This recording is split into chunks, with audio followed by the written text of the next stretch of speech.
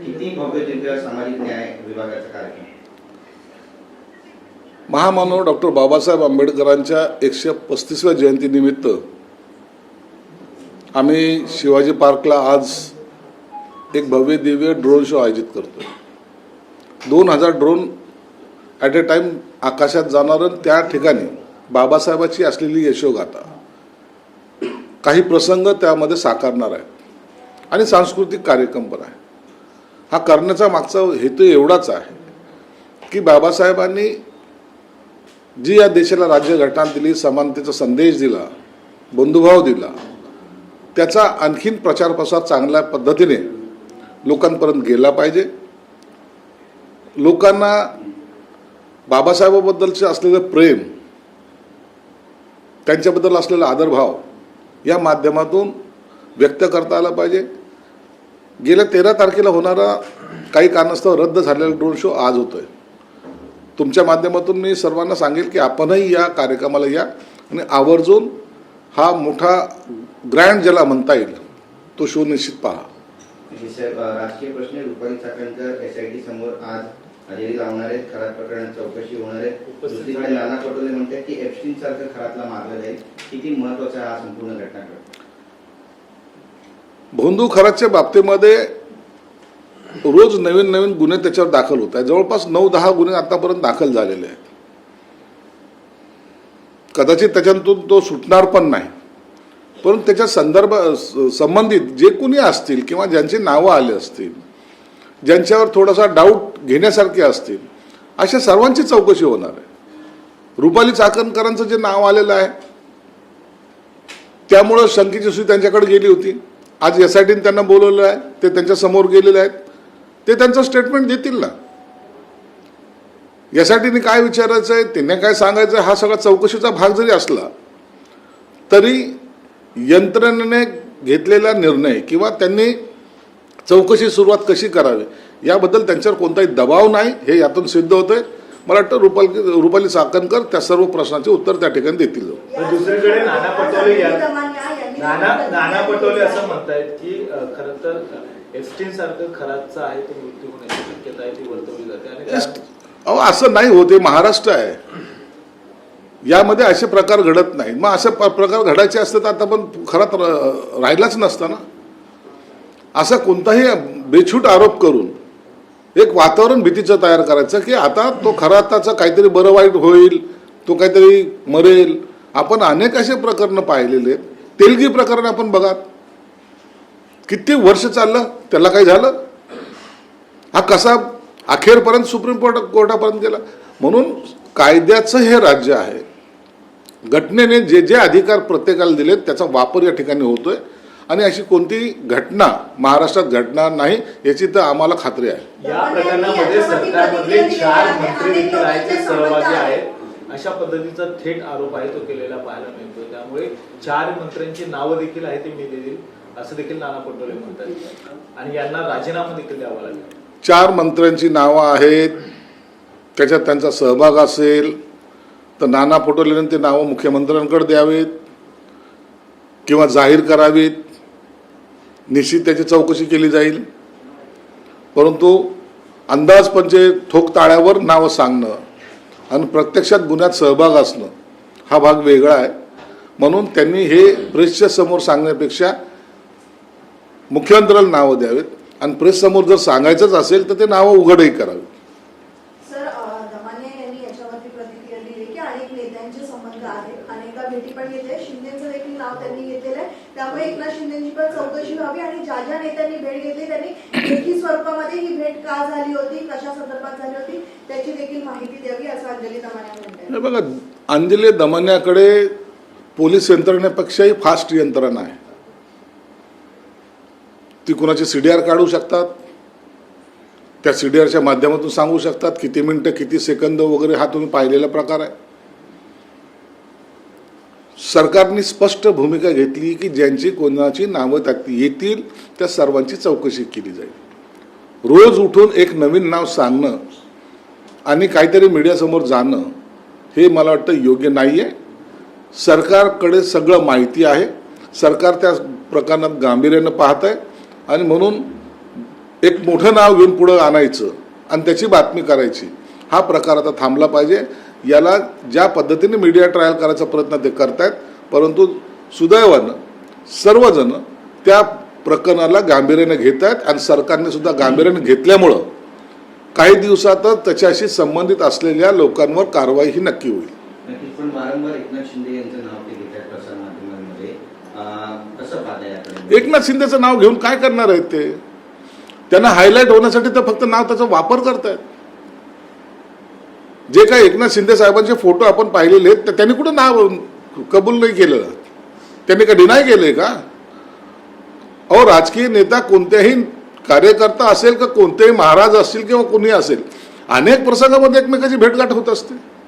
म्हणून याचा अर्थ त्यांच्याशी संबंध जोडणं हे कितपत योग्य आहे? चौकशी होऊ द्या ना.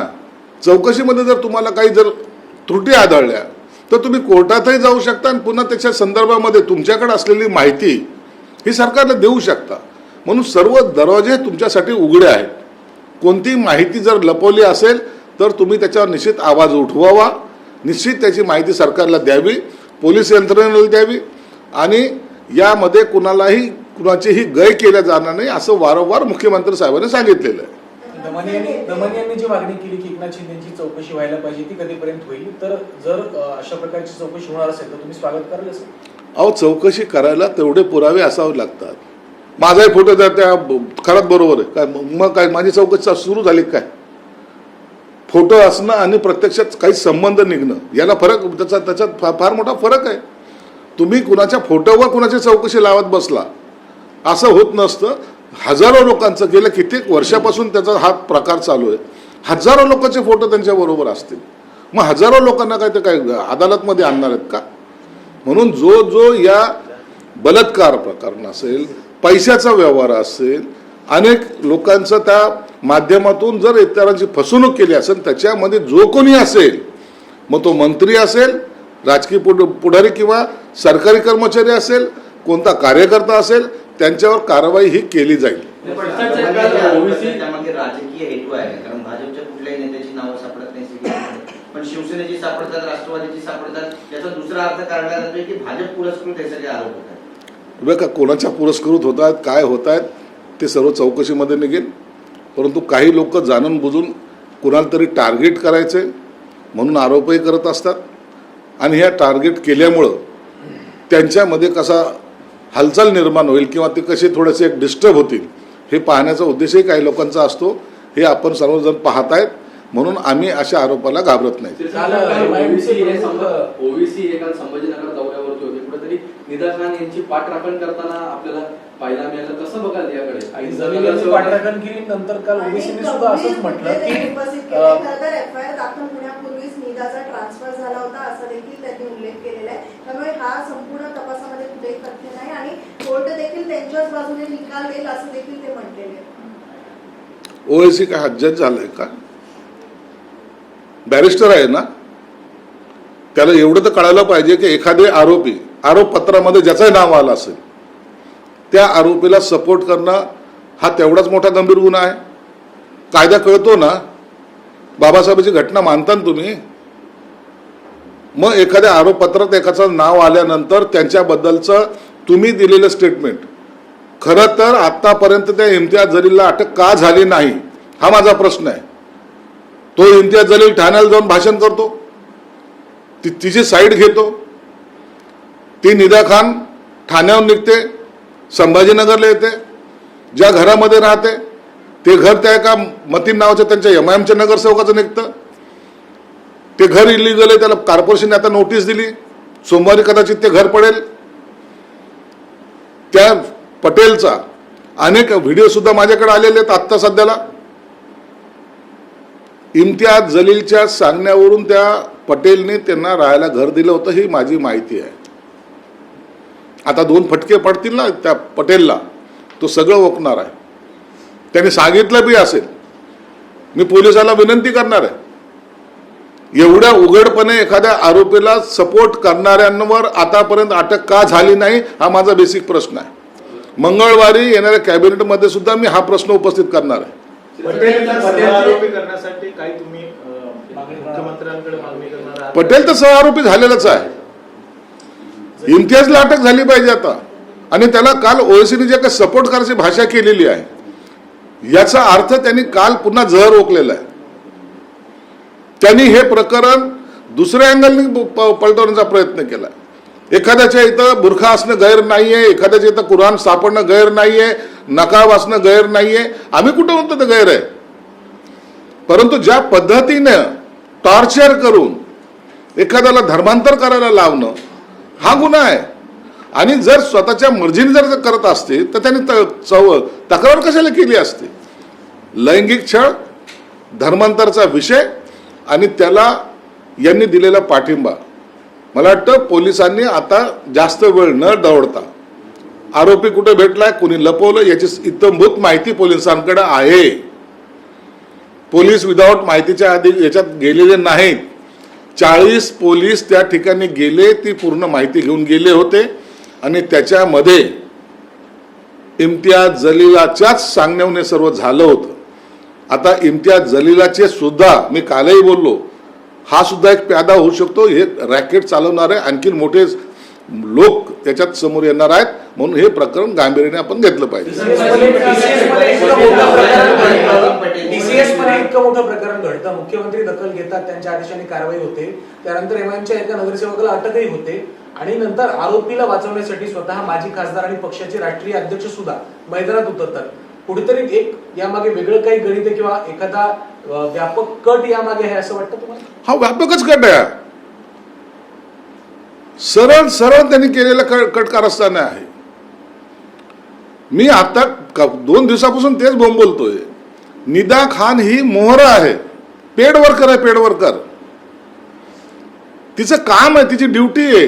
तिला जे पैसे दिलेले आहेत, तिला जे काही सुविधा दिलेल्या आहेत, ते यासाठी दिल्या होत्या की तू ह्या प्रकारचं जाळं निर्माण करायचं. या 100,000 निदा खान या महाराष्ट्रात नाही देशभरात पसरलेले आहेत. या निदा खान पुरतं हे प्रकरण मर्यादित नाही आहेत. पुण्यामध्ये अशा निदा खान किती आहेत, संभाजीनगरमध्ये किती आहेत, ठाण्यात किती आहेत. या सगळ्या गोष्टीचा तपास होणं गरजेचं आहे. या तपासाला संकुचित बुद्धीने किंवा छोट्या घटने म्हणून पाहू नका, तर याची व्याप्ती फार मोठी आहे. सर, वैद्यांचं असं म्हणणं आहे की मुस्लिम समाजातील सुशिक्षित मुलं आणि मुलींना त्रास देण्याचं काम या ठिकाणी केलं जात आहे. आम्हाला काही दुसरा उद्योग नाही का? सुशिक्षित मुलांना मुलींना त्रास देण्यासाठी आम्हाला काय दुसरा काम नाहीये? तुम्ही लोक हे ओएसी जाणून बुजून सांगतो. हा ओएसी ही एक टीम तयार करण्याच्या भानगडीत आहे. सुशिक्षित मुलांना, तरुण वयातली मुलांना आणि मुलींना आपल्याकडे अट्रॅक्शन करून त्यांना त्याचा वापर हा या समाजामध्ये दुही पसरवण्यासाठी करायचा आहे. कट्टरता त्याला निर्माण करायची आहे. आणि जर तुम्ही त्या अशा या प्रकरणामध्ये जर तुम्ही शहीद झाले तर तुमको जन्नत नसीब होगी हे सांगायला सुद्धा तो मागे पुढे पाहणार नाही. जो नगरसेवक जो पटेल आहे त्याचे काही आक्षेपार्ह व्हिडिओ आता समोर येत आहे. कुठेतरी जो लव जिहाद म्हणून असे टर्म जी वापरली जाते त्यामुळे त्याचा देखील हा ते असा आता संशय देखील व्यक्त केला जातोय. अहो, त्या पटेलचे व्हिडिओ माझ्या आता मोबाईलमध्ये आहेत. हे तुमच्या चॅनलवर दाखवता येत नाही म्हणून प्रेस झाल्यानंतर माझ्याकडचे व्हिडिओ बघा, तुम्हाला कळेल काय आहे. म्हणून तुम्ही या प्रकरणाला अत्यंत इझी गोईंग काहीतरी एमआयएमचे आहेत म्हणून काहीतरी आम्ही आरोप करतोय बेछूट, अशातला प्रकार नाही आहे. मी सगळं प्रूफ सहित बोलतोय. आणि हे प्रूफ पाहिजे असेल, ओएसीला पाहिजे असेल की इम्तियाजला पाहिजे असेल त्यालाही दाखवतो मी. म्हणून या प्रकरणाला अत्यंत गांभीर्यपूर्वक आम्ही घेतलेलं आहे. मी सुद्धा या मंगळवारी कॅबिनेटमध्ये सुद्धा हा विषय काढणार आहे. या इम्तियाज जलील असेल, ओएसी असेल, या धर्मांधांना पहिले अटक झाली पाहिजे ही प्रमुख मागणी माझी मुख्यमंत्र्याकडे असेल. मुख्यमंत्री आज मुंबईत नाही आहेत म्हणून थांबलेला आहे. मंगळवारी या विषयाचा सोक्षमोक्ष सुद्धा होईल. मला वाटतं त्यापूर्वीच पोलीस कारवाई करतील आणि इम्तियाज जलीलला अटक सुद्धा केली जाईल. सर, ओवेसी म्हणतात की बुरखा, नकाब आणि धार्मिक पुस्तकांचा पुरावा म्हणून वापर तुम्ही करून जो गुन्हा आहे तो सिद्ध करू नाही शकत, अशा पद्धतीचं त्यांचं वक्तव्य. तेवढं कळतं पोलिसाला. पोलीस काय बिंडोक आहेत का? ओएसीच हुशार आहे एवढा? कोणत्या गोष्टीचा वापर कुठे आणि कसा करावा याला बी काही नियम आहेत का नाही? काही आमचं तर तुम्हाला रामायण महाभारत कधी तुमच्या घरात आम्हाला पाहायला मिळालं नाही. आमचा फेटा कधी तुमच्या घरात कधी दिसला नाही. आमचं तुळशीचं झाड तुमच्या घरात दिसत नाही. जातीवाद पसरवण्याचा हा जो काही प्रकार नाही, हा ओएसीचा बदमाशाचा, हा इतका खतरनाक आहे. आता त्यांनी नवीन चाल चाललेली, जोरात भाषण करणं आणि यंग जनरेशनला आपल्याकडे अटॅक करणं. हा इतकं गंभीर प्रकरण आहे की याच्यानंतर हेच यंग जनरेशन जर त्याच्याकडे मोड झालं तर या महाराष्ट्रामध्ये दंगली घडतील. नाही, पण भाजपची बी टीम आहे MIM असं पण मग म्हणतात. कसली भाजपची बी टीम आहे? MIM ही सगळ्याची बी टीम आहे. त्याला एकच शब्द आहे, रखेल. म्हणून ह्या MIM-ला तुम्ही याच्याशी त्याच्याशी जोडण्यापेक्षा हे हा परफेक्ट शब्द त्यांच्यासाठी आहे. त्यांना त्यांचा फायदा जिथं असेल तिथं ते सर्व काही करतात. मग ते धर्मांताचा विषय घेऊन करतील, इतर काही बाबी जे इमोशनल लोकांना करू शकतील अशा गोष्टीवर ते भाष्य करतील आणि लोकांना भडकवण्याचं काम करतील. सर, ते असं म्हणतायत की निगा खानवरील आरोप जे आहेत ते कोर्टात टिकणार नाहीत आणि काही लोक जे आहेत ते केवळ मीडिया ट्रायल करत आहेत. अरे ओएसी काय सुप्रीम कोर्टाचा जज आहे का? त्यांनी बोललं टिकणार नाही, मग दे आरोपीला सोडून देतो आम्ही उद्या. टिकणारच नाही तर कशाला ठेवायचं आरोपीला? न्यायव्यवस्था आहे, न्यायव्यवस्थामध्ये ट्रायल होईल, त्याच्यामध्ये तुमच्या कोर्टामध्ये साक्षी पुरावे येतील, त्याच्यानंतर जो काही निकाल लागायचा तो लागेल ना. न्यायालयावर तुमचा विश्वास आहे ना, मग त्या पद्धतीने चला आणि वाट पहा. कदाचित तुमचाही नंबर त्याच्यामध्ये येऊ नये. तुम्ही या प्रकरणामध्ये मुख्यमंत्र्यांची भेट घेणार आहात? निश्चित भेट घेणार आहे. हे 2 दिवस गेले गडबडीमध्ये मुख्यमंत्री महाराष्ट्रात नव्हते, त्याच्यामुळे ही भेट थांबलेली आहे. निश्चित त्यांची भेट घेणार आहे आणि या सगळ्या प्रश्नाची जाणीव त्यांना आहेच आहे. इत्थंभूत माहिती ही मुख्यमंत्र्याकडे गेलेली आहे आणि मुख्यमंत्री या प्रकरणात अत्यंत गांभीर्याने ते प्रकरण घेत आहेत. नसरापूर प्रकरणाला आता आठवडाभर उलटून गेला. अद्यापही कठोर अशी कुठलीही शिक्षा, जी खरंतर समाजातल्या सगळ्या स्तरातील लोकांकडनं मागणी केली जात होती, अशी कुठलीही शिक्षा होताना मिळत नाहीये. याच अनुषंगानं आता पीडितेच्या कुटुंबियाकडनं आणि गावाकडनं एक मोर्चा पुण्यामध्ये आज काढला जातोय. मूक मोर्चा असं नाव दिलं गेलंय. त्यामुळे त्यांच्या ज्या भावना आहेत त्या पुन्हा एकदा आज आपल्याला पाहिजे. नरसापूरची घटना ही महाराष्ट्राला शर्मेने मान खाली घालणारी घटना आहे. याचा प्रत्येक स्तरातून प्रत्येकाने निषेध केलेला आहे. परंतु कायद्याचे काही बंधनं, एकतर इतकी संतापाची भावना आहे की लोकांना असं वाटतं की त्या आरोपीला चौकात उभं करून ठेचून मारलं पाहिजे. ही लोकांची भावना आहे, संतप्त भावना आहे. परंतु अटक झाल्यानंतर ज्या फास्ट गतीने त्याच्यावर कारवाई करायची ते सरकारची भूमिका आहे आणि सरकारने त्यासाठी फास्ट ट्रॅक कोर्ट असेल किंवा काही असेल, हा निकाल तातडीने लागला पाहिजेसाठी प्रयत्नशील आहे. देवेंद्र फडणवीस साहेब असतील, एकनाथ शिंदे साहेब असतील, सुनेत्रा पवारताई असतील, यांनी सर्वांनी सांगितलं की आम्हाला त्याला फाशीची शिक्षा झाली पाहिजे. या पद्धतीचा आमचा हे प्रयत्न राहणार आहे. म्हणून निश्चितच कालावधी लागतो, लोकांच्या भावना हे आम्ही समजून घेऊ शकतो. परंतु काही बंधनामुळं थोडासा जो काही विलंब लागतोय तो कायदेशीर आहे आणि लोकांनी सुद्धा समजून घेतलं पाहिजे. आम्ही सर्वांच्या बरोबर आहोत, आमची भावनाही तीच आहे.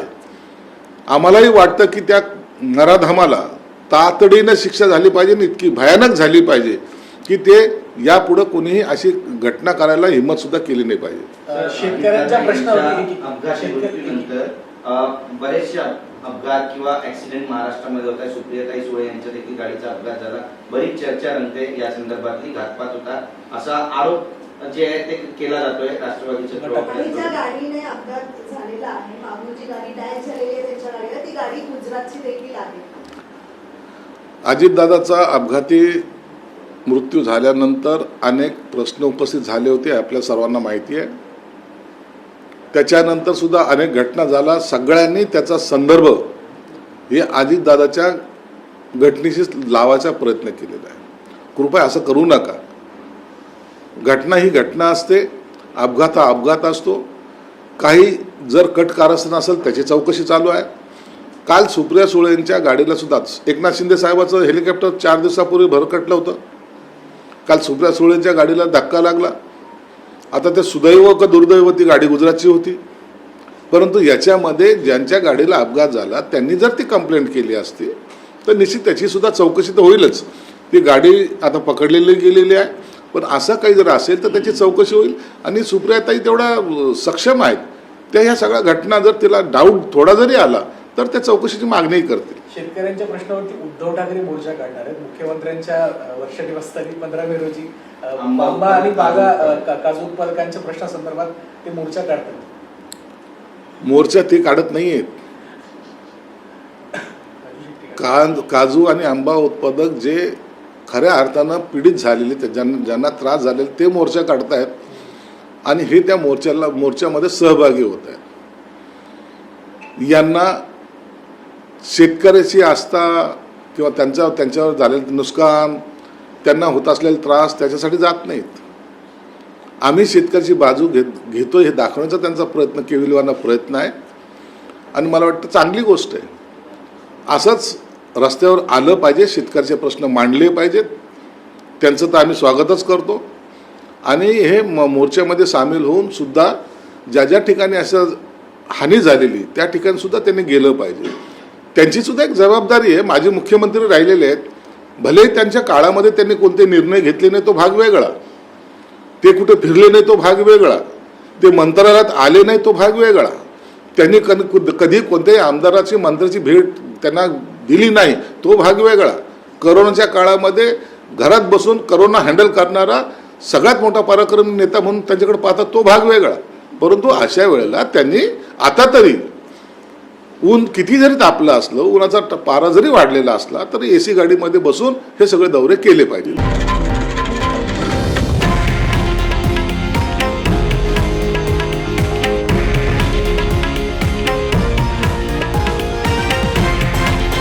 हे आहे देशातील नंबर 1 न्यूज नेटवर्क आणि आपण पाहत आहात TV9 मराठी, एकमेव.